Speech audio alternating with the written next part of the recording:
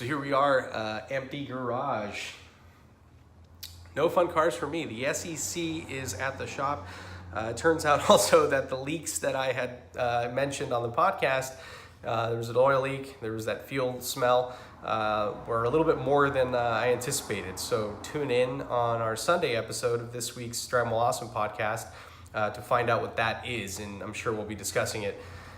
And we'll see how much actually how much lighter my wallet comes out of this. Also, the Celica All-Track Turbo that I bought on Bring a Trailer is still in Florida.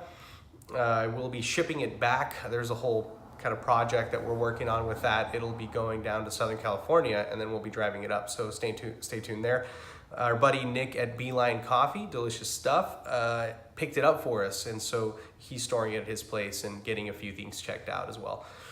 Right, so on to our experts in automotive opinion segment. So we were each assigned a brand. I was assigned Honda, and I am to bring back, or to entice Honda to bring back a car they no longer produce. And it was actually super easy for me. I was really surprised. Normally these questions can be pretty difficult, which we love. A little challenge is fun. But I want an S800, not successor, reproduction, bring it back, whatever you want to call that, right? So successor maybe. I'm not saying S2000. I don't want something that's that big. I'm thinking more ND Miata competitor. So I think it's a perfect opportunity for this to be, or for it to be called like the S1000. Do like, I don't know, 100. I'm not sure. It just electric, futuristic 1000. I don't know, dude. T1000. But S1000, electric, rear-wheel drive, manual transmission. So something that's compact. They already teased the Sport EV Compact a while back, and I don't know if they're actually planning on making that, but it's sort of an S600 successor, hardtop little thing. But who better than Honda to do this? I mean, they have all the resources in the world, have been historically technologically driven. So like, I think this is a perfect opportunity for them. So EV, rear-wheel drive, front batteried, because the motors are probably not going to be in the front batteried, manual transmission electric sports car to compete with the ND. So something compact, as lightweight as possible, composite materials, get fancy, Alfa Romeo 4C style, and just, I don't know, I think it's the perfect opportunity for them to really kind of prove what can be done in that segment, instead of just abandoning it and saying, okay, we're just going to make econo boxes and eventually make a capsule that is going to shuttle people around. Sure, that is the future, but we still want fun shit to drive. So Honda, you heard it. I'm not going to list out what it was because I already said what I want. That will be my choice. Later. What's up, guys? Warren here. I am talking about BMWs that we want to bring back. And on the podcast, we've talked a little bit like the perfect car, 2002 or an E30, small, 3-box design, rear-wheel drive car. And as much as I love those, it's kind of too obvious. So I'm going to go out on a limb here and talking about a new BMW M1. And what if I told you they're going to make a new M1? It's going to have a naturally aspirated straight six, manual transmission, rear-wheel drive, of course, all analog feel. Interior is very Spartan but classy, a la Singer or something like that. And it's going to be a competitor to a Cayman GT4. Sounds pretty good. Now the i8, I think, was their M1 tribute car, but as we at Driving While Awesome know, it's not exactly what we would want. Automatic only, hybrid, over complex, heavy, mainly a touring car that looks pretty futuristic. So take the same basic idea, but carbon tub, retro styling from an M1, and then if you can go with that naturally aspirated straight six, but if it's package-wise, it might work better with that turbo 4-cylinder. It's a really small footprint, fits well back there, I'm sure. And then maybe offer a pro car edition that's a little bit more extreme track special, but something like a cross between a Lotus Elise and a GT4, but BMW mid-engine sports car. So BMW M1, that is my pick. And I'm sure now that BMW's seen this video, they'll probably start drawing it up. So look for that in showrooms Christmas 2025. Okay, see ya. This could be the easiest question we've ever had on Experts in Automotive Opinion. And I'm going to choose the car that all of you know I'm going to choose because I was given Porsche, and I'm going to choose the Porsche 914. I think this is an easier time than ever for Porsche to build the 914 because they do have the 4-cylinder, the flat 4, in the 718 Caymans and Boxsters. So I want to steal that motor. Let's make it a naturally aspirated car. Let's say like 230 horsepower-ish. And let's use like the Boxster chassis, just a little smaller, lighter weight. I want the goal to be like 2,700 pounds. I would like it to be lighter, but I think that's realistic. Let's say 27 to 28, which is like original 986 Boxster weight. And we're talking more horsepower than the original Boxster, around the same weight, and all that in a smaller package, even smaller than the 986 Boxster, hopefully. And I think that'll be an awesome car. It has to be a Targa. Like, I don't want some fake, just call it a 914, but it's a real convertible, stuff like that. I need a 914. I think that'll be amazing, and I think Porsche should build it. And if they do build it, I will buy it. I'm saying it now, unless it sucks. All right, thanks. All right, so the answer to my question for Chevrolet specifically, that's not easy, but you know, the more I thought about it, the other guys don't have it easy either. So what would I bring back from Chevrolet? I will you know, give a little bit of the background first, and then tell my answer at the end. So some of my thinking, first off, Chevrolet is hard. There's actually, you know, I own a C4 Corvette, I own a 56 Chevy, but I wouldn't say either of those are really great cars, and they don't have a history of building awesome cars in the way that we think they're awesome, which are like good handling, sporty cars. And then the ones where they do that, you know, the Camaro and the Corvette, I mean, it's already, they've continued building them, so it's not something you can pick. I can't say resurrect a 1963 Stingray Corvette or a 67 Corvette, because they still have that model line, and they've done a pretty good job of extending it. So those aren't valid.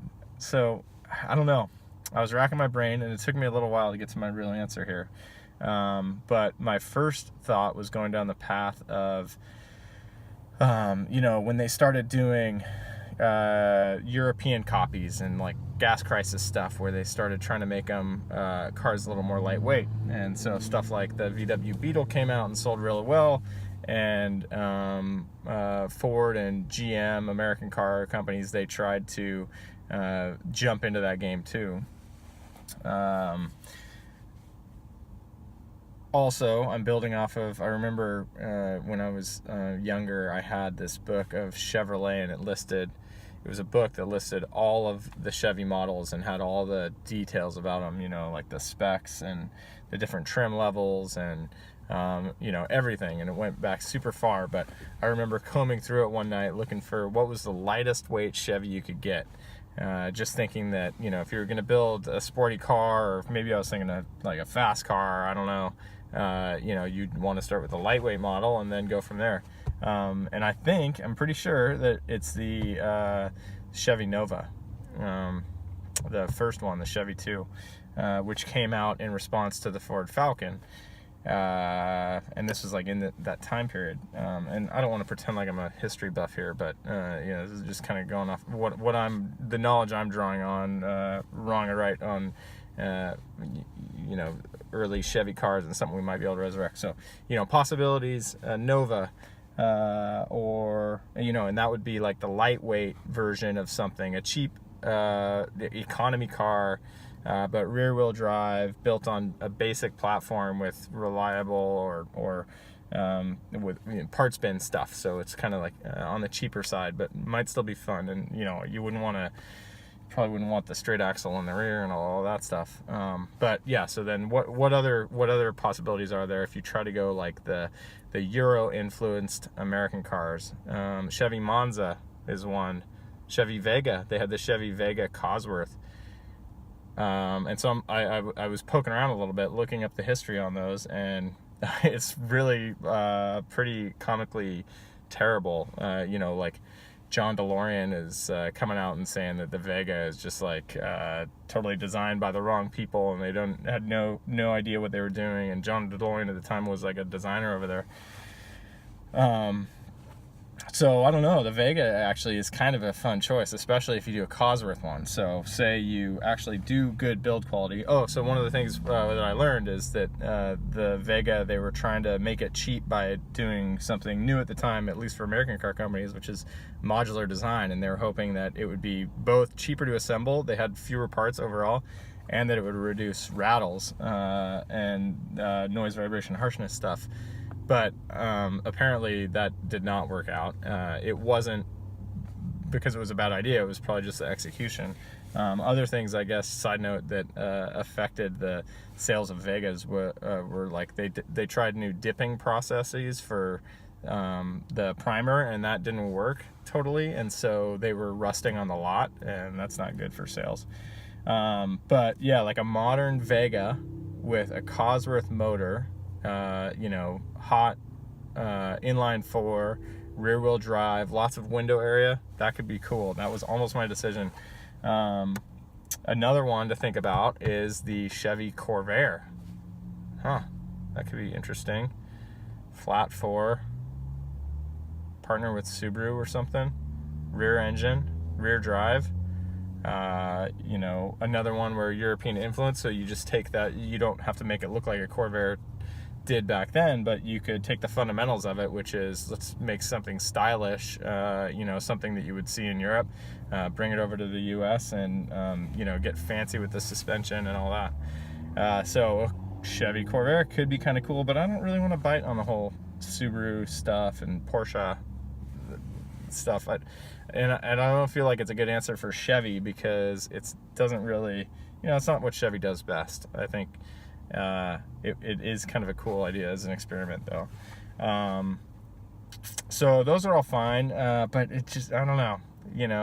I think in the end, if you're going to be trying to do this small, if I'm trying to pick out the small European copies, it's still going to be a copy even today. I don't think they're going to do a good job building it. It's probably not going to be, I could say that this is the model that I want Chevy to bring back, but when I saw it, when they produced this for me, it still probably wouldn't be as cool as a 2 Series Beamer or something like that. So I'm trying to think like, okay, well, what does Chevy do well? And again, it's like, well, the Suburban's pretty cool, like the original Suburbans, and then maybe the ones from the 80s, but they are totally making that now. That carried through. And then I was thinking like the Vista Cruisers, maybe something like that. That was an Oldsmobile Vista Cruiser, but I think you could claim GM and take that. That might be cool. But, oh yeah, let me mention one more before my answer. The Plymouth Valiant. So that was a super odd design, and when I looked up, I remember hearing something about it that was talking about, this was John DeLorean back in like 1960s when they first came out, 60, 61. And I think it was on some research I was doing about Skylarks, and fell into the Tempest stuff.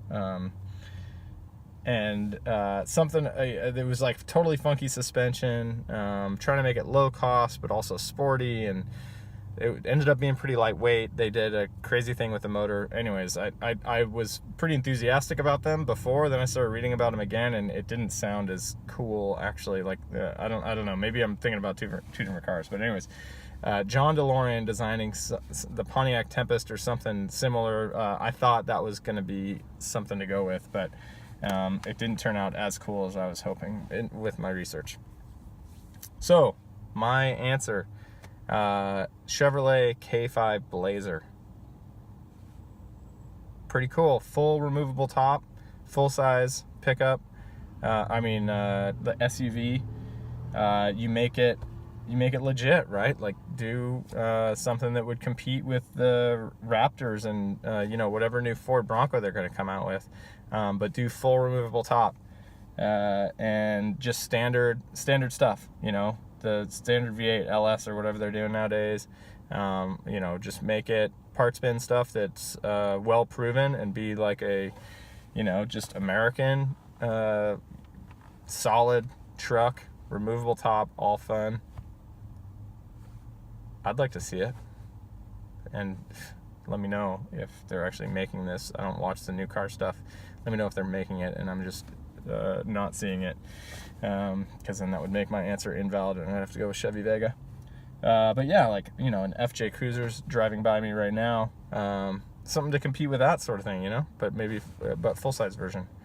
So that's mine. And so those other guys, what do they have? Let me try to guess. So I think Art had Honda. I thought about this a little bit, but I think Art is going to pick a Honda N600 or S600 or whatever, that tiny car, the convertible. Warren has BMW.